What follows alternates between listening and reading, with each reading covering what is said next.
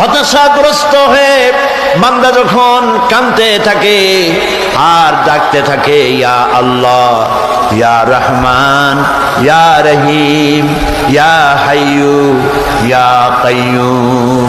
একটুখানি তাহাজ্জুদে ওঠেন, গভীর রাত্রে ঘরের সবাই যখন ঘুমানো, আপনি তখন উঠুন, উজু করে একাকী রুমের ভিতরে ঢুকে তাহাজ্জুদের নামাজ আদায় করে চোখ বন্ধ করে যদি ডাকতে থাকেন মধুর সুরে, ইয়া আল্লাহু, ইয়া রহমানু, ইয়া রহিমু, ইয়া হাইয়ু, ইয়া কাইয়ুম।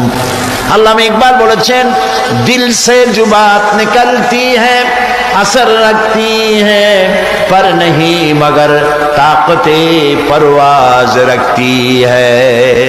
দিল থেকে যে কথা উচ্চারিত হয়, মুখের কথা আর মনের কথা ভিন্ন রকম।